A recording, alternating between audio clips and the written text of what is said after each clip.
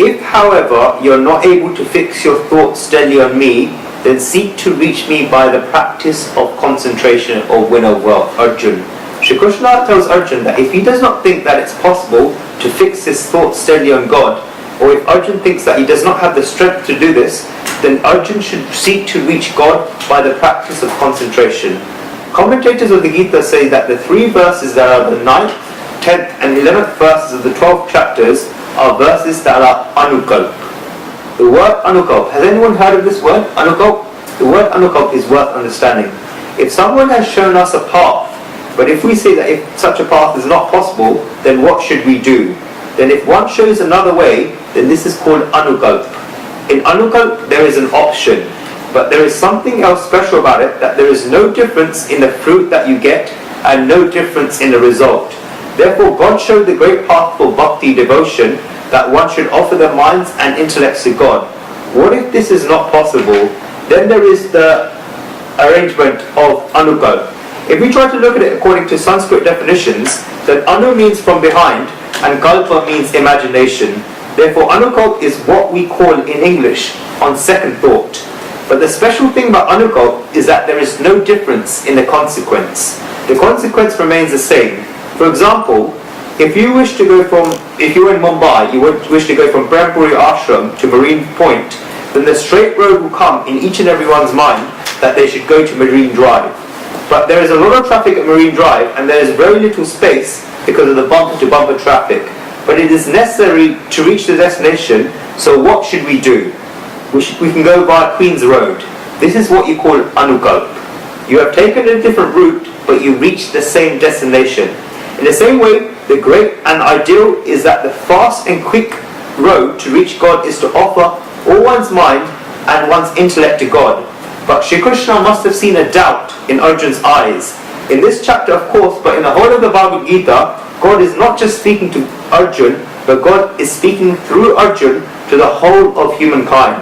Shri Krishna is saying this to all of us. Therefore, Shri Krishna must have seen a question in Arjuna's eyes, that Lord, you're talking about giving our minds and our intellects, but our minds and our intellects are not going there. Therefore, is there another way? God shows us that this is the other way. One should perform abhyas, meaning practice. What is abhyas? The meaning of the word abhyas, as well as practice, is to repeat. If there is a small child learning to walk, then the child keeps trying over and over again. Abhyas means to do the same thing over and over again. Kudasya puna puna karanam abhyasam. This is abhyas. The second meaning of abhyas can be found if you split the word into abhi in all 4 directions and asu, to live. Asa, to live. We've already seen the meaning of asa in the word upasana, worship, which is split into upa, near, and asana, to sit or to stay. In the same way, abhyas can be split into abhi in all 4 directions and asa, to live. Therefore, abhyasa means to live in all 4 directions. How can one live in all 4 directions? One's thought should move and travel in all 4 directions towards the Supreme Soul. This is called abhyas. When the Supreme Soul says that if you cannot fix your thoughts steadily, then this means that the Lord has admitted that it is quite possible that one would not be able to fix their thoughts steadily. The mind has 2 states, a chanchal, a fickle state, and a sthir, a steady state. These are the 2 states of the mind. The mind can be both chanchal, fickle state, and a sthir, a steady state. If the mind is chanchal, fickle, then it's not a fault of the mind. It is a fact of life. Until now, so many fish have been washing us that we think that the mind is very bad, the mind is very fickle, and the mind is like a monkey. It is right that the mind is fickle, but the fact that the mind is fickle is not the mind's fault. It's a quality of the mind. And logically, I say that because the mind is fickle, it can become steady. The very fact that the mind is fickle means that it's possible to keep the mind steady. If something is steady, then we do not know whether it will become fickle or not. If we take a simple example, then if something can run and walk, then it can also remain standing still.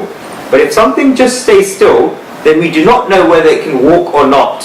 If there is a small child, and the child learns how to stand up when it's 8 months or 10 months of age, then you hold it with both your hands and then leave it, and the child will stand there. But within 1, 2 or 5 seconds, the child will fall over and the mother will immediately pick up the child. The child has learned to stand up, and the child can lean on the wall and stand up, but the child has not yet learned to walk. If something can stand up, then we do not know whether it can walk or not. But if something can walk, then we will know that it can stand still. It is not as if something learns to stand still, then it will keep on walking and will not go without this. But if someone says that I have learned how to walk, but how can I stand up? Then the very fact that they are walking shows that they know how to stand up. In the same way, if the mind is fickle, then this means that the mind can become steady. But we have not seen this hidden fact. Only the moving around of the mind is criticized. People keep saying that the mind is fickle, the mind is fickle. The fact that the mind is fickle is a mind strength. The fickleness of the mind is a mind strength. If the mind has this strength, then we should learn how to use the strength. This is because if this strength goes out of control, then there will be difficulties. Therefore, Sri Krishna is saying here that seek the practice of concentration of the mind and bring the mind towards me. This is a bee in all four directions and asks it to live. When a bee sees a very nice flower, then it keeps circling around that flower. This is called abhyas. One should like God. One has to give their mind to God, and this route was shown at the beginning. But the mind only goes to God when one likes God and God feels important. This is because it is the nature of the mind that the mind immediately runs towards that which it regards as important. And the mind does not go towards something it does not regard as important. It is very simple and straightforward. The moment that God feels important to you and I, the mind will by itself reach there. Therefore, what type of abhyas do we have to do? Abhyas of the mind is when God feels important to the mind. There are the states of the Kauravas and the Pandavas. In the Kauravas, Duryodhana believes that the Supreme Soul is not needed in one's life. And the Pandavas believe that one needs the Supreme Soul in their lives. This is the main difference between them. It is not the point of the kingdom, it is not the point of the wealth, it is about whether one needs God or not. That is why the Mahabharata is called a war of Dharma. And did this point finish with the war of the Kauravas and the Pandavas? No, it is also running in our minds. And that is why the Mahabharata going on in our minds and the Mahabharata is going on in society. Is God needed or not in life? The moment that the mind becomes Arjuna, then Sri Krishna will by himself come near. It is possible that the moment our mind is Duryodhana, then we do not feel as if God is important. No. When Sri Krishna says that we should perform abhyas, then this means that the mind should first feel the Supreme Soul to be important, and second, the mind should become strong. Just like fickleness is strength, it is also weakness. This is because one needs strength in order to stay steady. Then how can you make the mind stronger? Psychologists and great saints give very nice solutions in order to do abhyas of the mind. These are all practical things that we can apply in our lives. One person asked Guruji a question that, Bhupendrabhai, it is a humble request that first of all our endless thanks to you for drowning us in the juice of bhakti devotion, but so that this juice of bhakti remains steady in our hearts, can you move ahead with a very slow pace so that we can digest this bhakti devotion? Thank you, a loving devotee. One has to do abhyas of the mind. This is because we have to digest this bhakti devotion. If one just has to read it and stand up, then there's a lot of time and then there's a lot of peace, but we have to digest it, and therefore I like this sentence that we wish to digest bhakti devotion. There's so many things in life must be like this. First of all, we should not have the expectation that everything will happen as we wish. This is the first abhyas of the mind. Psychologists call this, in English, tension tolerance. One should not have the attitude that everything will happen according the way in which they expect it to happen. It can also not happen in the way that we don't expect it to happen. That is why scriptures have created the arrangement of a family. A family is an institution.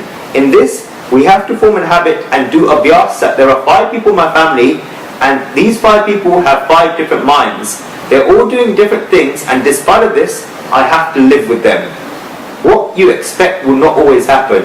The wife will say one thing and the husband will say another thing. The wife cannot just say that you're not listening to me and so I'm going to my mother-in-law's.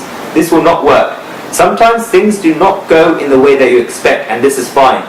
In the same way, if the husband went somewhere and if the wife does not do something accordingly, then it's fine. it is training center. If you learn to live with 5 people where things are going in one way that's conflicting with what my mind expects, and yet I'm living there, then if this is slowly and slowly applied on a greater scale, the rishis say that Vasudeva Kutumbakam, the whole world will become Vasudevs. The whole world will become one family, Shri Krishna's family.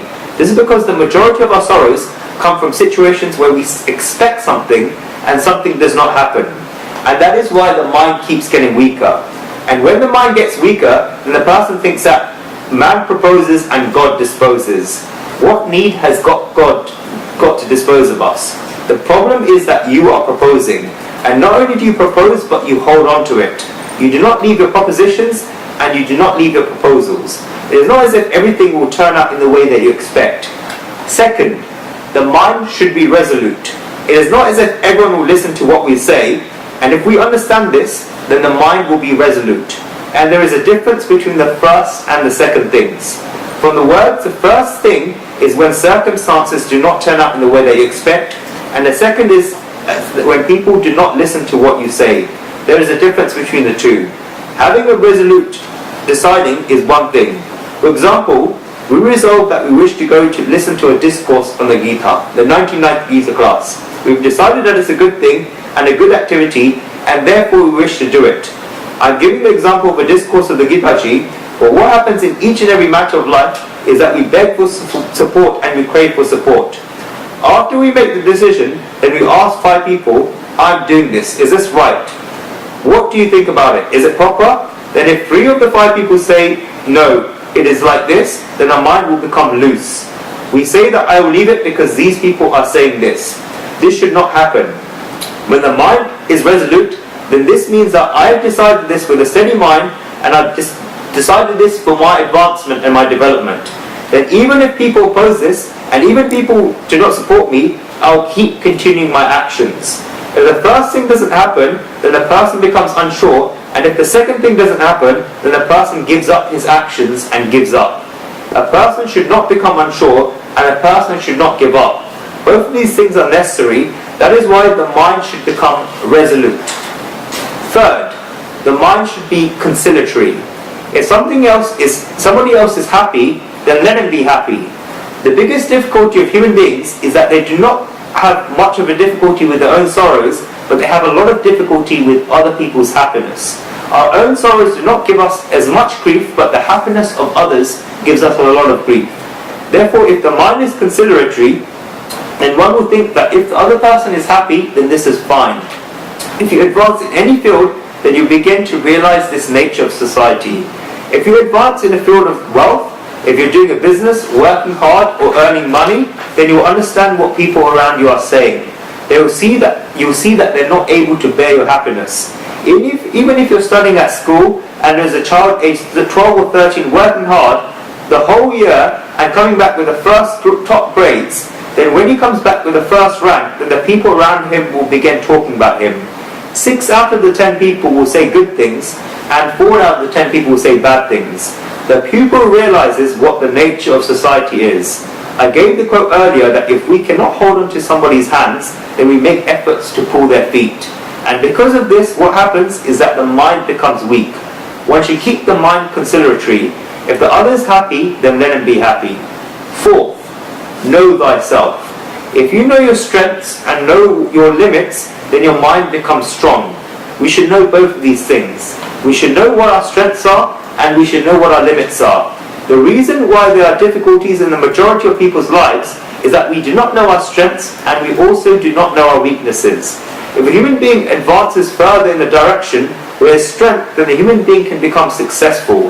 If a human being has limits, then it's fine if he has limits. He is not able to do some things. One has to accept it. And because this limit is there, it is not as if one's development stops. A psychologist did a very nice experiment. There was a room with windows on either side.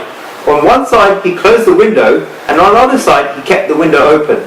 And thereafter he put a fly in that room. The fly made efforts in order to get out of the room.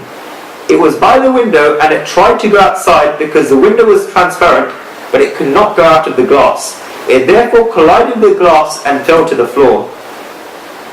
It then once again tried to go out through that window and fell down. It then tried once again to go out through the window and fell down again.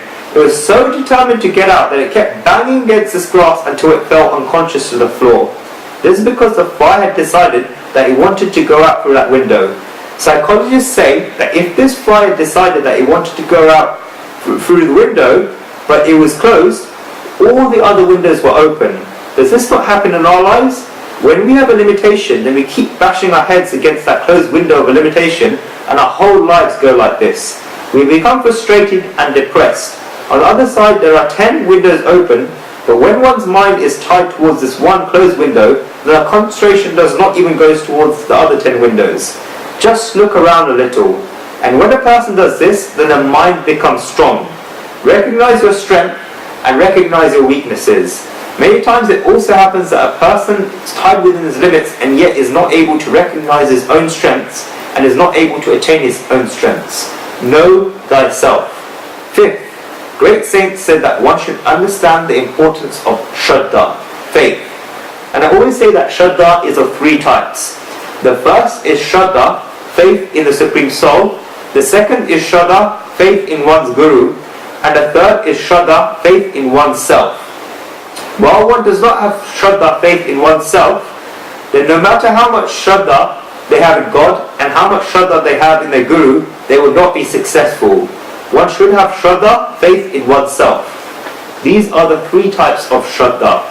6. One should be prepared to accept failures in life. One should be prepared to accept failures. Something could fail, so what about it? There is a very nice phrase in English called the sportsman spirit. We only play in order to win, but what if perhaps we lose? It does not matter.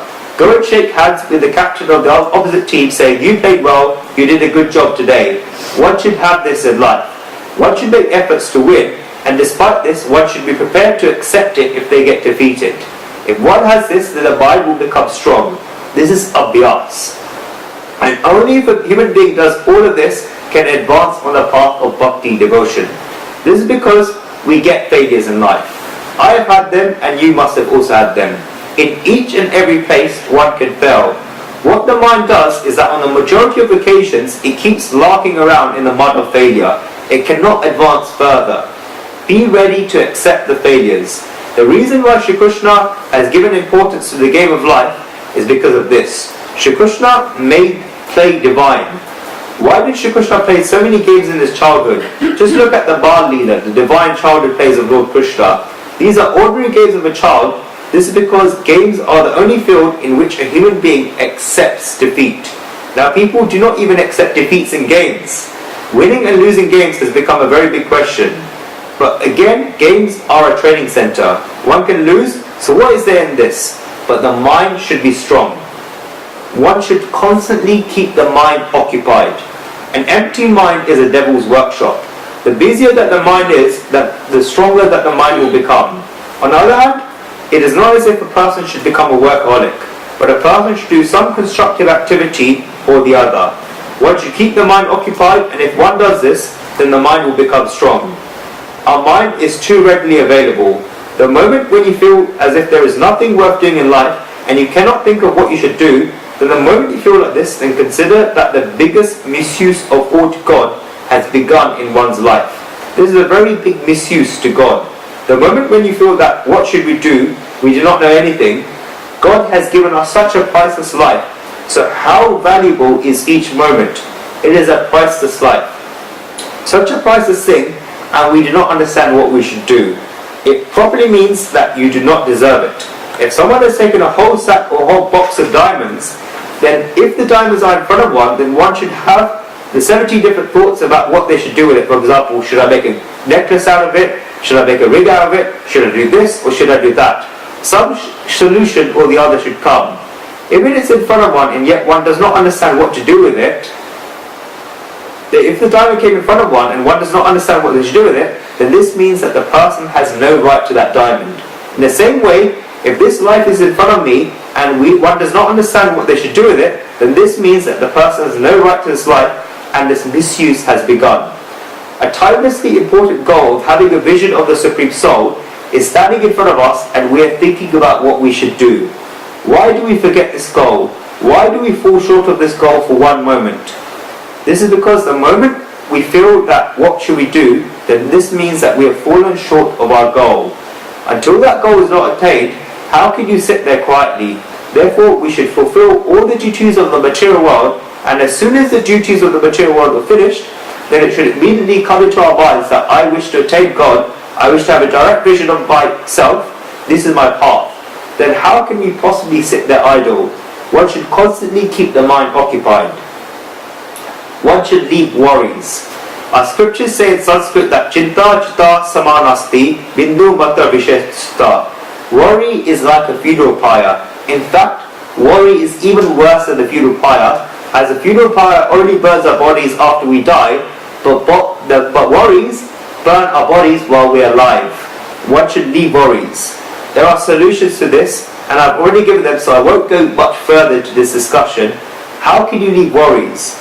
At the time of speaking about the 2nd chapter and the 6th chapter of the Gita, I wrote in a letter about the solutions to leaving worry. If a person is worrying, then the mind dies. In the beginning there were physical disorders, and then as we kept improving, psychological disorders began. And in the last 20 or so years, psychologists and doctors say that there are also psychosomatic disorders. Before we only used to speak about illnesses of the body, then we began speaking about the illnesses of the mind. And we understood that something is an illness of the body and other things were illnesses of the mind. But now, experiments have taken place in the last 20 years have shown that you cannot compartmentalize them into the disease of the body and the disease of the mind. They are interconnected. There are psychosomatic disorders. There are many like this. Despite taking so many medicines, one cannot find the solution because of psychological reasons. Acidity is psychosomatic. When a person has a lot of tension, then he will have a lot of acidity. Back pain is a psychosomatic disorder. The person who is very ambitious or is very impulsive, who gets distracted by the smallest of things, will get back pains. The majority of people who are very occupied in business have a lot of back pain. I've seen this in 4 or 5 out of 10 people. Everything is fine is good, but they have so many ambitions or they are so impulsive where they are distracted by the smaller things and cannot tolerate anything. Arthritis again is psychosomatic. One who has the behavior of having endless worries will have arthritis. Until now we have believed that people get arthritis when they reach a certain age, but it's not like that. One who has a behavior of endlessly worrying or a sense of insecurity or thinking, what will happen, and feel helpless, they will get arthritis. Let us leave this. What I mean to say is that one should leave worries. The mind and the body are interconnected. Understand the importance of upavas. This is what great saints say. The mind gets stronger. And I said earlier that upavas does not only mean not eating. In upavas, the human being should feel like rejoicing. What can you call a true upavas? A true upavas is that where the person in front of you cannot even tell whether you have performed a fast, upavas, or not. Only then can it be true upavas. If we have performed the fast of Ekadasi, the auspicious 11th day of the lunar month, lunar fortnight, then look at everybody's faces tomorrow. They have such glum looks on their faces. Why? What has happened? Are you not well? They say no. It was because it was Ekadasi yesterday. Within one day, it looks as if they have come to the shop after a month. They say that we're doing this because we have to. Neither the performer nor the person in front of them should know that they have performed a fast. This is because such a person has drowned so much in bhakti devotion and has become so engrossed behind any goal that he does not even remember to eat. This is true upavas. Understand the importance of upavas. Do not become a slave to your efforts. This is called a method of alienation. If I'm not forgetting, then Marx and Engels of communism spoke about this topic a lot. And then after them, a lot of psychologists have written about this. This is the alienation of man from work and the alienation of man from creative labor. It is necessary to do work with efforts, but it is as important to go away from work. This is very necessary. Through this, a person's efficiency increases. Brother Ben smiling as I said this. A lot of people in management have become understanding this. After working for 2 to 4 months, the person goes on vacation. Somebody asks where the boss has gone, and they say that the boss has gone on vacation. They could not understand this until now, but from going on vacation for this week, through the alienation of man from productive labour, the effectivity and efficiency that the person has when he comes back from a vacation is endlessly greater. But the person keeps thinking that I cannot go for a week because I have so much to do and I will not be able to get out of this. If this is the case, then he will get stuck. The mind gets stronger when one has had adequate rest. One should have a goal in life. One who has a goal in life has a strong mind. If one has the goal of attaining God, then the mind becomes strong. And this is abhyas. Not only that, but the idol worship that our rishis have shown is abhyas. It's also abhyas. That is why the writers of the scriptures say very clearly in the Puranas that the house in which there is no idol of God, by idol I mean picture or any form of God there can be, and one does not adore an Ishtadev, a personal form of God, then that house is not a home but a mortuary. This does not mean that if one brings an idol then it automatically becomes beautiful. This is not enough. One should sit with the idol and make efforts to make their minds concentrated on the one point. The more that the mind concentrates on the idol, then this is the nature of the mind, that what the mind looks at, the mind becomes fixed on, the mind accepts those qualities and absorbs those qualities. This is another thing in abhyas, that the idol in which we make our mind concentrated, the qualities of that idol come in us. Whoever you think about, you automatically become like them. Whoever you are constantly thinking about in your mind, you automatically become like them. There are two sisters and there is an age gap of 5 years between them. The older sister gets married and goes abroad after marriage with her husband. After 3 or 4 years, she comes back to her parents' house and the parents have a lot of happiness that their daughter has come back after 3 or 4 years of marriage. While she is staying there for 2, 3 or 4 days, the younger sister is just looking at her. After 4 days, the younger sister says that, "Sister, you have begun to do everything like brother-in-law." Why does she do this? Does she imitate him, thinking that he is my husband and I should behave like him? My husband does this and that? No. But she has so much love and so much feelings towards her husband that she's constantly thinking in her mind about her husband, and therefore these qualities have automatically begun to come. In the same way, idol worship is there, so our mind and our thoughts are in the Supreme Soul. The mind begins to pick up God's qualities such as compassion, love, desirelessness, generosity, merriment, and so on. These are all qualities of the Supreme Soul. If you keep looking into the eyes of the Lord, then you feel that, "Lord, there is so much merriment in your eyes.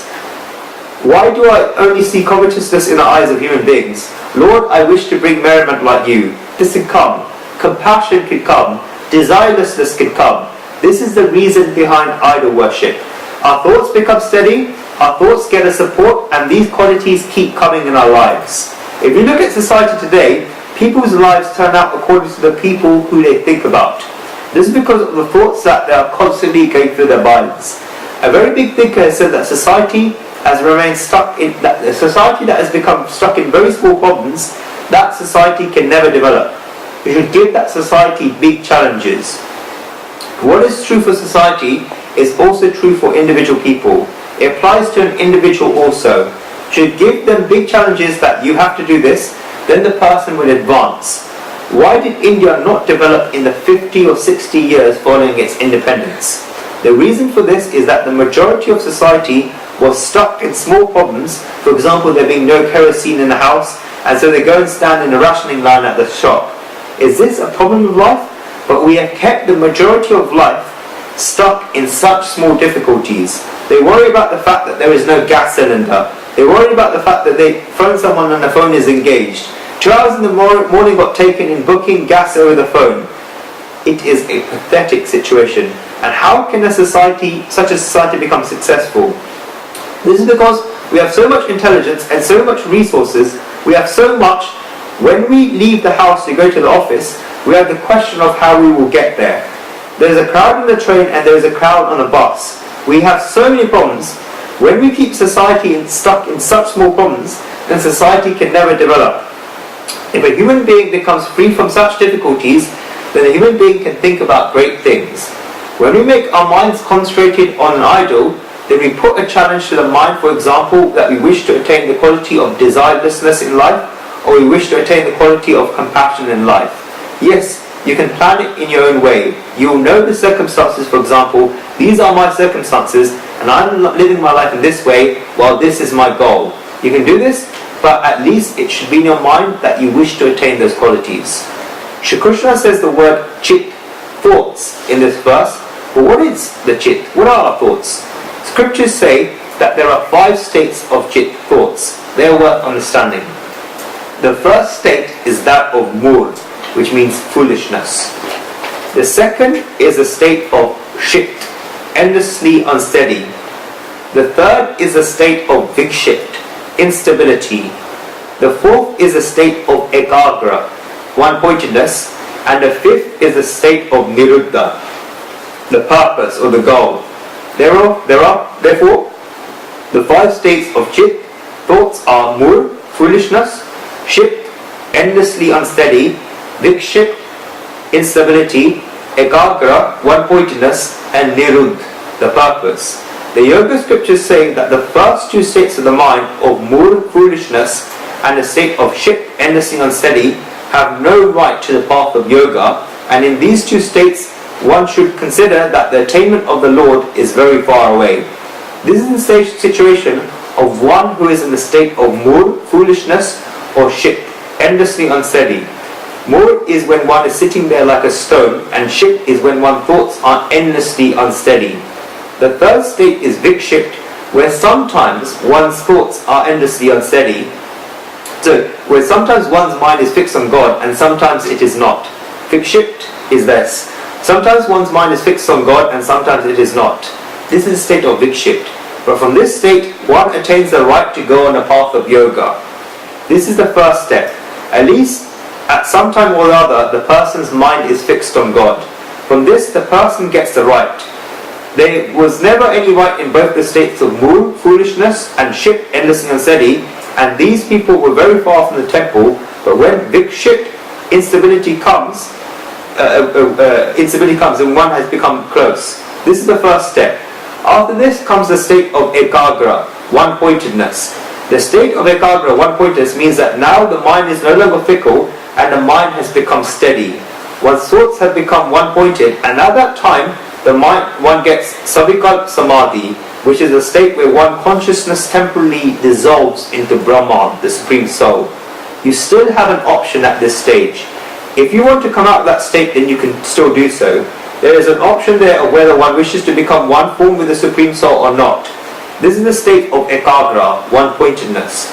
When we have made the mind ekagra, one-pointed, then it has happened, but one still has the option of coming out of the state of ekagra, one-pointedness.